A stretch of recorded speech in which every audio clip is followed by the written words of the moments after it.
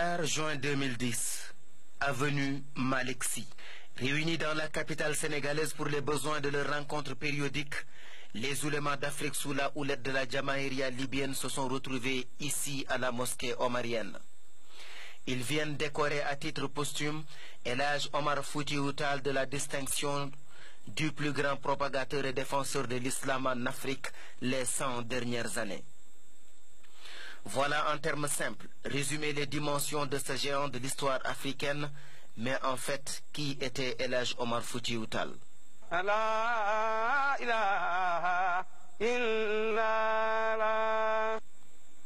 Omar, de Thierno Seydou Tall et de Sokhna Adama Aïssé, est né à Halwar dans le Podor entre 1794 et 1797.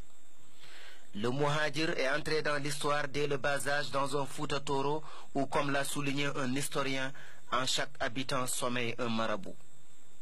Après son initiation et sa maîtrise du Coran dans les foyers ardents du Toro, il se rend au Fouta Djalon pour étudier le mystique et la science secrète des chiffres. Il reviendra dans son Fouta natal pour faire ses adieux à ses proches et entame un voyage vers la Mecque. C'est le début de 20 ans de pérégrination.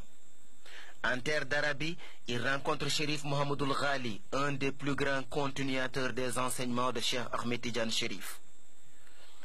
Très rapidement, ce dernier découvre en lui un élu de Dieu. Il est couronné Khalif Tidiane de l'Afrique noire. Son séjour en Orient le conduit notamment à Jérusalem où il dirigea une prière à Al-Aqsa. Il fera l'Afrique blanche, notamment Al-Azhar au Caire, avant de redescendre au Soudan central à Sokoto.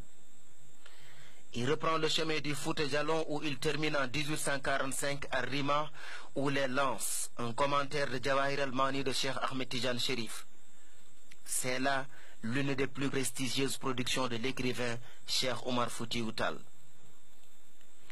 Il retourne au Fouta Toro présenter son projet d'islamisation totale de l'Afrique noire. C'est l'appel au djihad.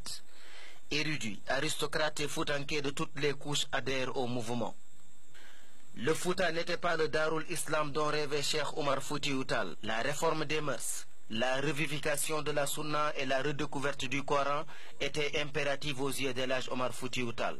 Sa guerre sainte se résume en 9 grandes batailles. Il s'agit entre autres des expéditions sur le Bambouk et sur les royaumes Bamana du Ségou et du Karta. Les campagnes de Médine de 1857 contre l'alliance des Khassonké et des Français.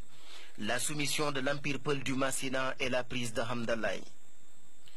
Le 12 février 1864 marque sa disparition à Bandiagara, la mystérieuse disparition. Son empire s'étendait en ce moment-là de Tombouctou au Mali à Dinguiraye en Guinée, soit plus de 300 000 km². El Hadj Omar, en résumé, c'est d'abord l'érudit doublé d'un soufi, le mystique. C'est aussi le djihadiste, chef politique et stratège militaire. Cheikh Omar, c'est également le Khalif, illustre propagateur de la Tidjaniya en Afrique noire.